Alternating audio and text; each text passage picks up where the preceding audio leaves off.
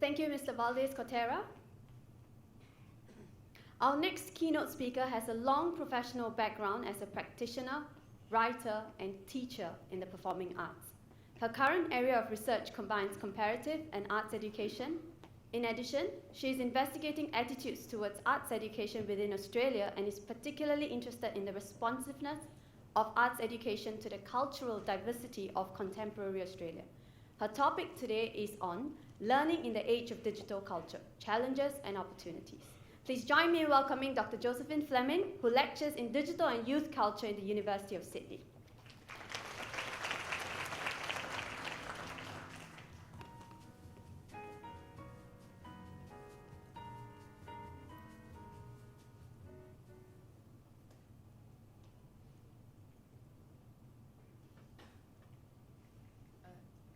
Thank you very much. I'd like to thank Mr. Tan, Chairman of the Lifelong Learning Council, the Singapore University of Social Sciences, and also to acknowledge Professor Wing On Lee, who's here today and was actually my supervisor a while ago when I did my PhD at Sydney University.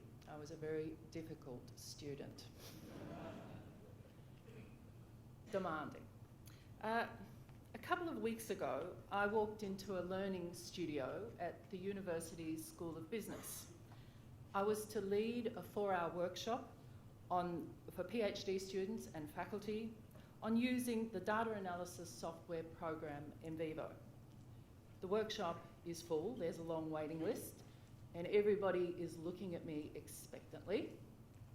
So I move to the computer and I go to open the program that I checked 2 days ago, NVivo, and it's not there. I'm so sorry, I say.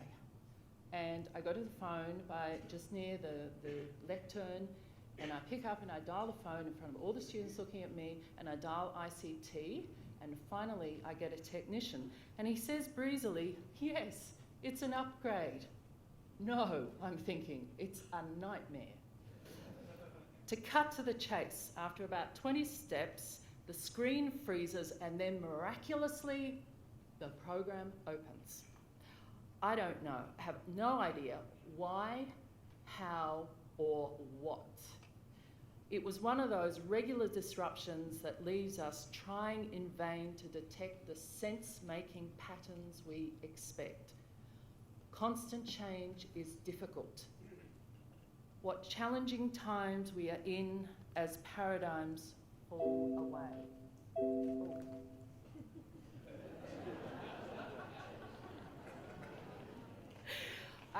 Today, I will attempt to make sense of some of the volatility, complexity, uncertainty, and ambiguity that surrounds digital culture and education so that we can grasp the opportunities.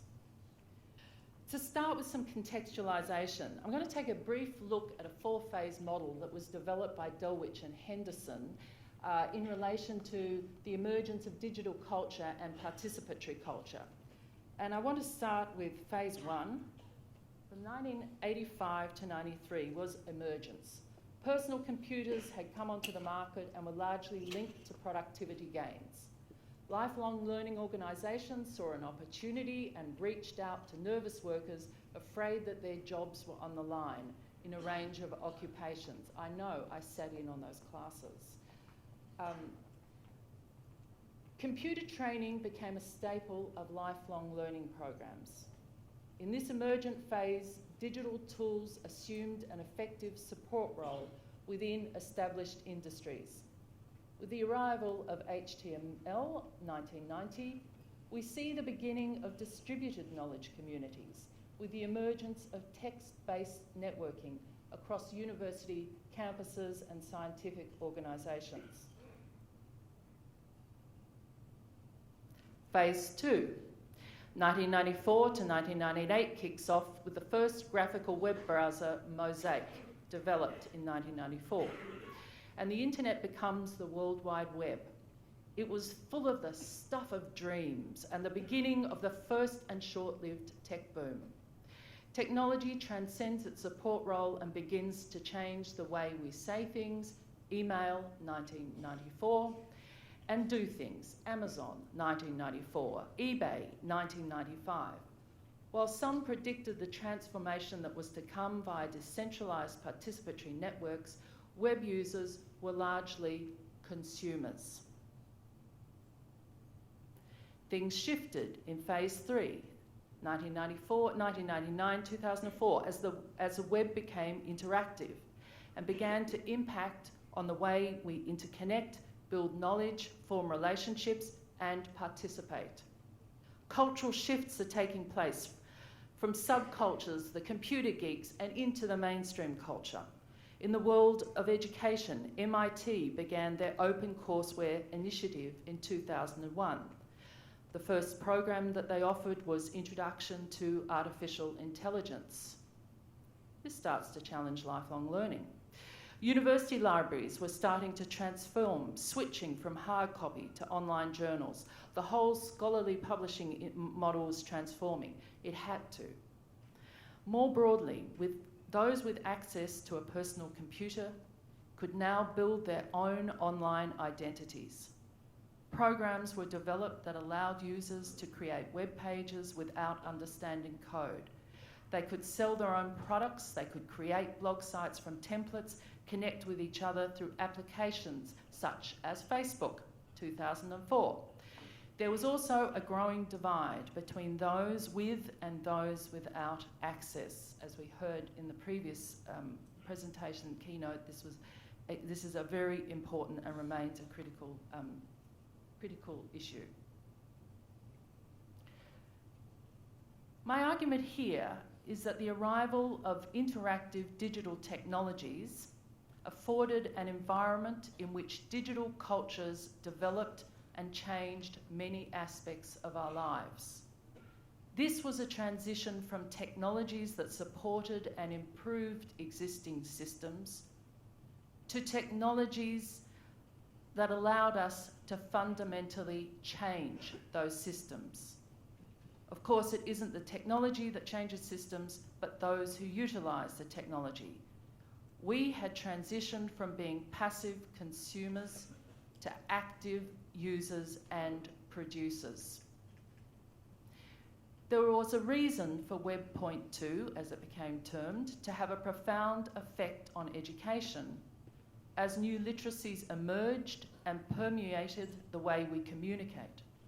For example, with the sudden emergence of networking tools, we see the beginnings of what Pierre Levy calls collective intelligence, when people work together to collectively classify, organise and build information. Citizen science has been amplified through technology. Wikipedia comes on board, 2001. However, educational institutions were largely resistant. New literacies, it seemed, had little place in formal education, despite the fact that the tools had the capacity to transform how and what we learn. This was to ratchet up in phase 4. We had discarded the dial-up connection and moved 24/7 online via broadband. Rather than permeating our dreams, Web 2.0 now stopped us from having dreams as we were looking at our devices day and night. Informal online learning ramped up with the arrival of YouTube, 2005. Short videos stepping us through linear occasions, the Mandarin tone system, how to do your plumbing. Khan Academy was established in 2008, offering free online courses. Universities began to open their portals through MOOCs, massive open online courses. Stanford introduces in 2011 the introduction of artificial intelligence, followed by offshoot companies Udacity and Coursera. We have moved into a network of ubiquitous connections, and this has had a profound implication for our education system, as continuous change creates a need for continuous learning. And phase 5, this is a question I often put to my students in the digital culture units that I run. What are the characteristics of Phase 5? What are the implications for education? Debates around the role of digital technology in education highlight a tension between two alternative positions: technology for learning and technology for learners. In this model, I'm really looking at some work of Rich Halverson. Technologies for learning focus on organising resources to produce reliable outcomes. Technology for learners emphasise learner agency. So on the one side, technology for learning are those who want to use technology to extend what we are already doing in education, to use digital tools to prepare students and support teachers in implementing an education system that increasingly at school level and at university relies on testing, to establish international benchmarks that transcend cultural differences and enable us to keep a scorecard of one country against another, one student against another. In contexts such as these, we see the big data of certain technologies being used to bolster and amplify existing systems. You know what needs to be taught, what needs to be learnt, and the technology is a means to assist this, to make it more efficient. Now, young adults generally are early adopters of new technologies. They pick them up, they experiment, and they find what's useful to them. As educators, if we are open to using digital tools such as Twitter, WhatsApp, etc., we often lag behind as we try to figure out how to utilise these tools for learning. But here's the conundrum. Do we try to adapt these tools to fit our existing educational context, technology for learning, or do we let the practices these tools afford take us in new directions? Many of the technologies used by early adopters are attractive because of their flexibility, and this can be challenging in formal education settings. A learner told me about a recent encounter in her lecture with Twitter. We were asked, she said, to respond to a question via Twitter, a Twitter hashtag. The Twitter stream was projected onto the data screen. As we responded, there was a running commentary from our lecture. Correct, correct, sort of correct, wrong. None of us could believe it. I mean, this is Twitter. Twitter has a raft of possible uses: sharing links, promoting discussion, and more problematic, spreading opinion dressed up as fact. But being a tool for quiz questions is definitely not one of its intended uses. Here we have an example of a new technology being used for learning in a conventional way that doesn't engage with the literacy of Twitter at all. Twitter, as seen by many of its users, gives one agency to comment, to test ideas, and to be connected to networks they are interested in, also known as affinity spaces. Affinity spaces are physical, virtual, or blended spaces where people interact around a common interest or activity in which informal learning occurs.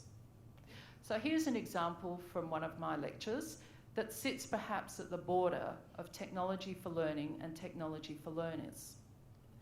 We're exploring the isolating effects of social networking, and I had recorded an experiment in an old person's, and I was recounting about an experiment in an old person's home where a robotic seal was brought in to comfort the residents.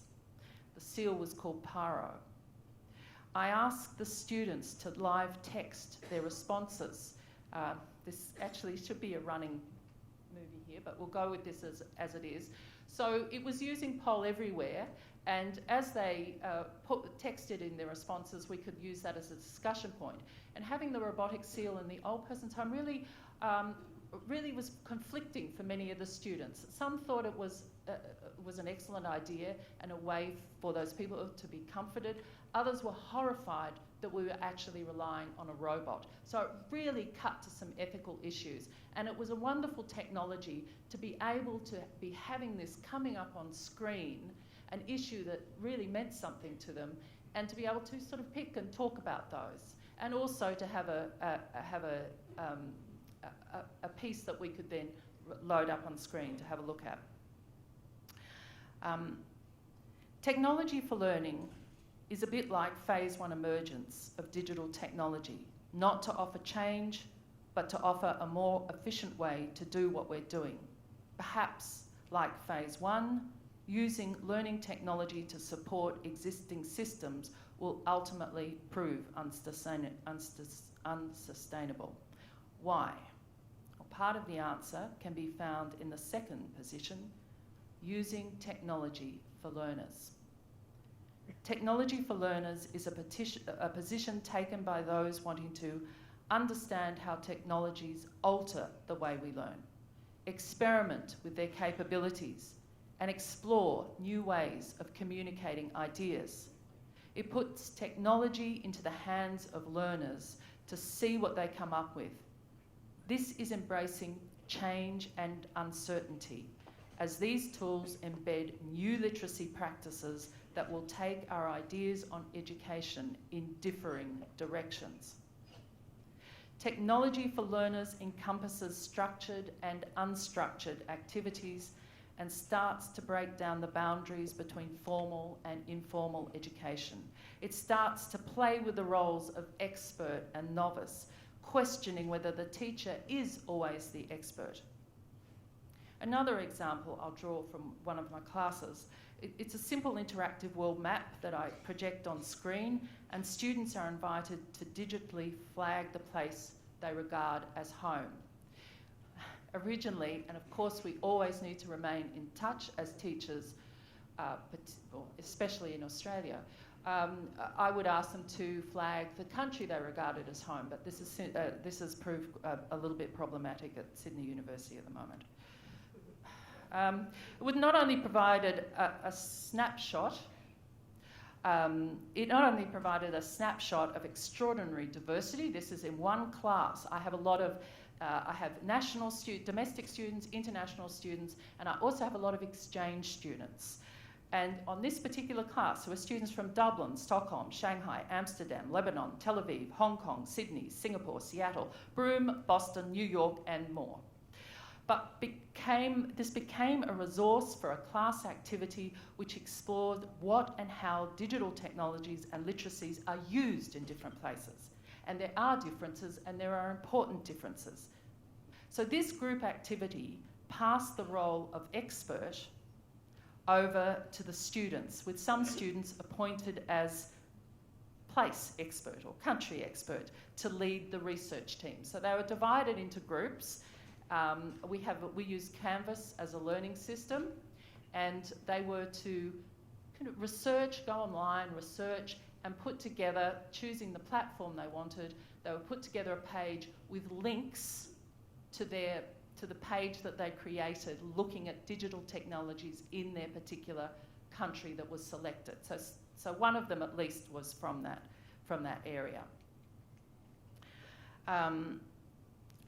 The aim of this activity was to turn diversity into a resource so we could all start to understand emergent technologies and trends.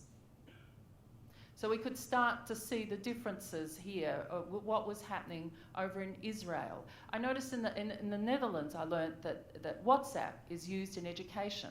It's not really used in many other countries. I think in Germany it might be as well. In China, of course, major breakthroughs in digital technology. So the students are working with each other. They're breaking down those groups that they tend to form into, and understandably, domestic students together, international students together. They're starting to really break that down, and also, importantly, to learn.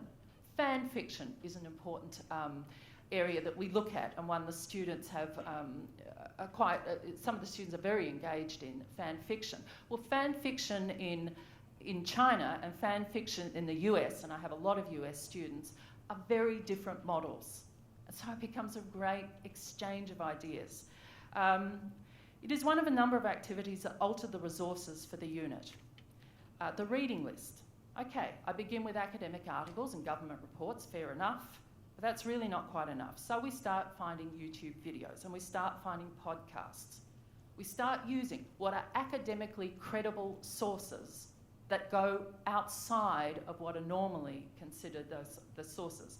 So the unit has to, by its very nature, has to really be at the forefront, really be pushing the edges there.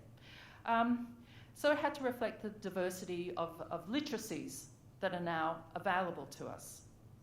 But also, we do this activity, we have to reflect the diversity of students. We have to reflect the diversity of the technologies out there. So our reading list, and I use that in a wide term to encompass all the different literacies, shifted from a predominance of US-based research to a greater inclusions of studies. And those studies include from Singapore, Indonesia and China. There's some great research being done in Singapore on video learning, video games in the classroom. Facing the often ambiguous borders between formal and informal education is of course a space that lifelong learning and continuing education organisations have occupied for more generations than we have had digital technology. They've existed out of necessity to remain relevant and thereby attract students. These organisations and their staff are generally early adopters of new technologies to respond to the needs and interests of the community at large. Engaging with digital cultures offers many opportunities. A positive development is when technologies are used in authentic ways that are production-oriented, they emphasise embodied learning, they use problem-solving tasks that are open-ended and may be handed over to the students. And it is the students who decide how they use technology to address these problems. I want to argue here that the alternative ways of learning, producing and presenting afforded by digital technologies are culture-changing opportunities when it comes to education. Let's look at one body of work briefly, and that's the gamification of learning. When it comes to education, video games are a hot and divisive topic. At the most literal end of this work are investigations and arguments concerning the incorporation of video games into formal education. Studies that examine the cognitive and motor skill effects, the influence on motivation, the relationship of video games to embodied learning, and so forth. Do video games have a place in learning? Are the benefits real? Are some of the questions that are addressed in these studies.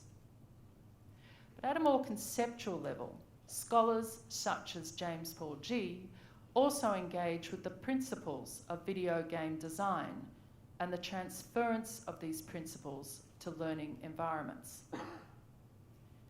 Gee has distilled 13 principles used by successful video game designers.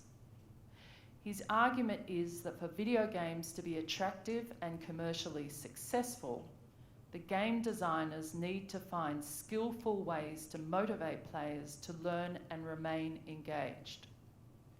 If the games are too easy, the players lose interest, and too difficult, they become frustrated and walk away. To remain engaged and motivated to buy the next version, the games need complexity, but doable complexity. These principles are adopted by designers to guide players through the increasing complexity of the games. So here we have Jim Gee saying that video game designers have hit on profoundly good methods of getting people to learn and to enjoy learning. This is not a plea, he argues in 2017, to use video games in education. It is a plea to use video games for thinking about and reflecting on how to improve teaching and learning, with or without games. So the 3 dimensions. In Singapore, there's a really interesting paper actually about a study that was done into learning the Confucian Analects, and a game was actually created. This is for students in schools. And the article I've read is actually reporting. It's a very small study, but I think a really interesting one. So the dimensions which Jim G uses are empowered learners, problem solving, and understanding. I'm just going to really quickly look at these because I've got a video to show you actually that one of the students I took, was in my class, did on using video games in education. So identity. Deep learning requires an extended commitment, and such a commitment is powerfully recruited when people take on a new identity they value and which they become heavily invested. Be this taking on the identity of Wittgenstein or an adult taking on a new role at work. So an example again from one of my students. This was a student from America. He was at Stanford University. He just came out to Australia for the semester. Each university student in his class was tasked with creating an Instagram account for one of the early 20th century philosophers they had been studying. He found this task to be enlightening, encouraging additional investigation to understand more about what motivated the ideas of his selected philosopher, which was Wittgenstein.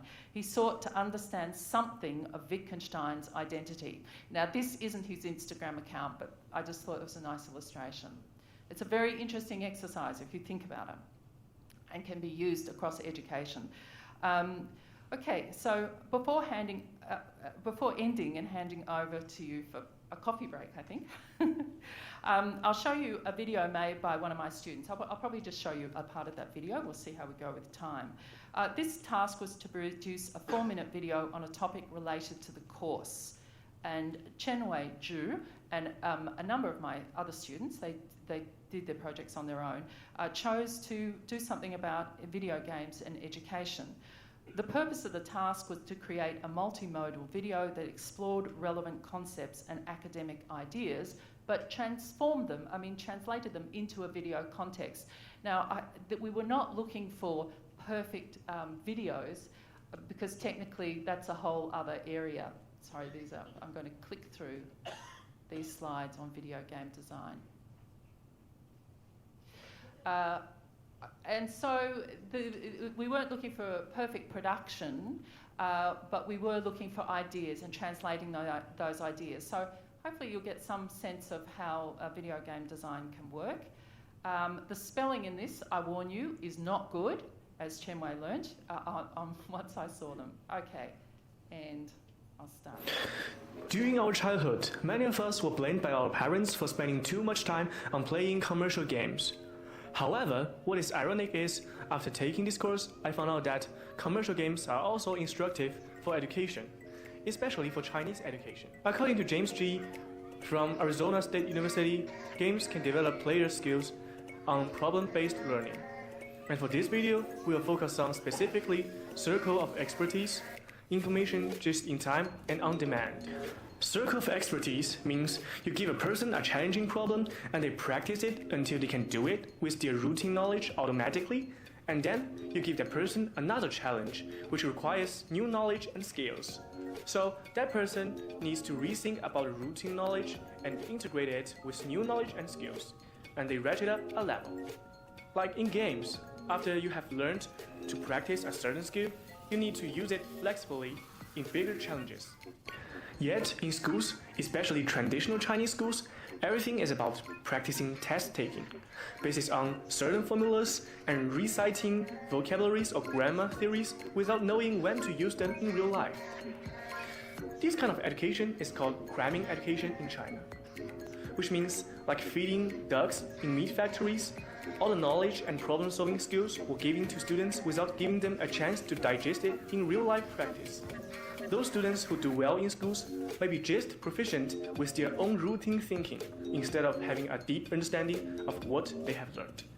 Information in time means that you learn a piece of information directly before you put it into use.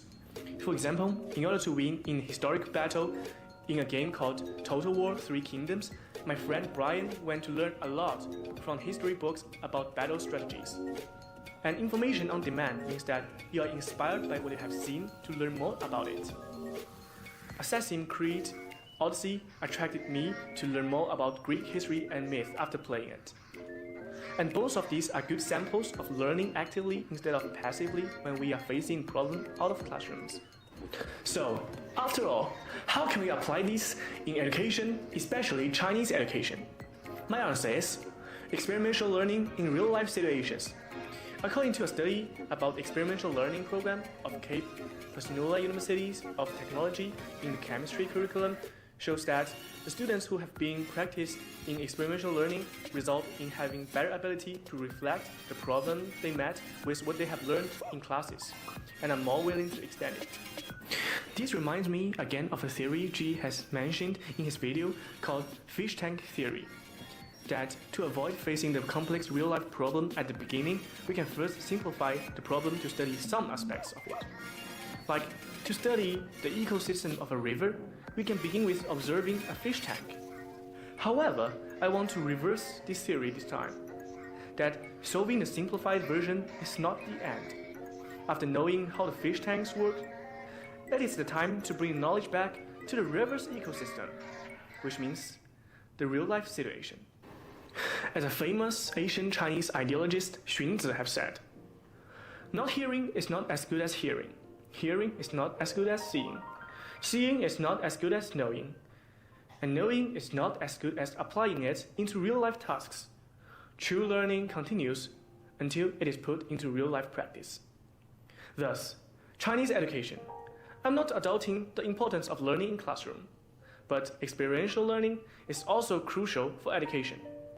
Xunzi have told you once about this thousands of years ago, and the commercial games are telling you again. Okay. Look, I was really impressed with the ideas in that video. The technology was, he was getting there actually. He wants to study media. Chen Wei had just come out, he gave me permission to show this, had just left Shanghai months before and was actually at an American university, and the American university sent him over to, they send a lot of their students outside for their first semester, their first experience of university. So Chen Wei was really, I thought, was so impressed with that he had first time in university, first time in America, and now first time in an Australian university, and first time learning about digital culture.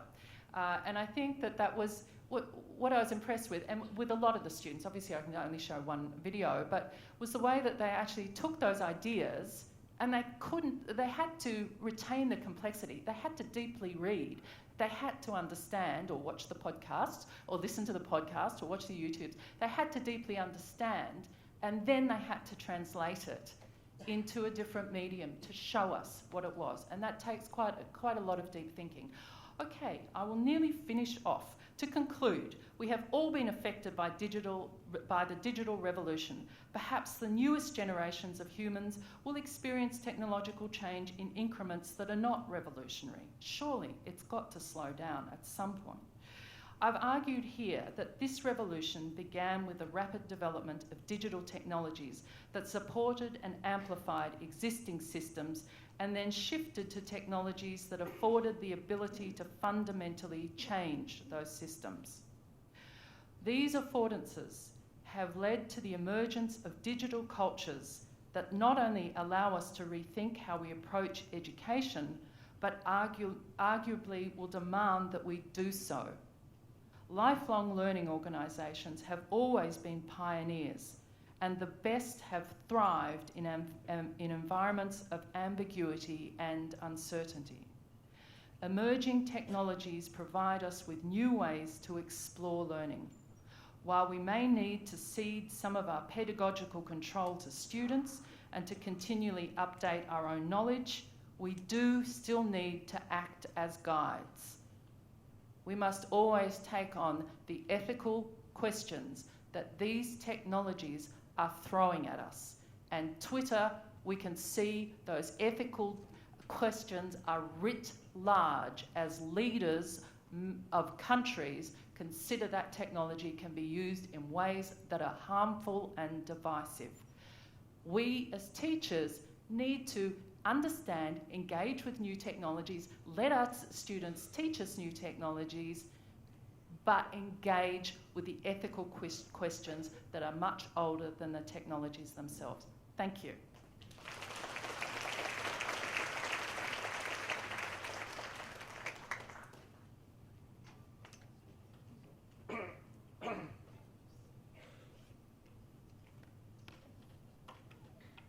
Thank you, Dr. Fleming.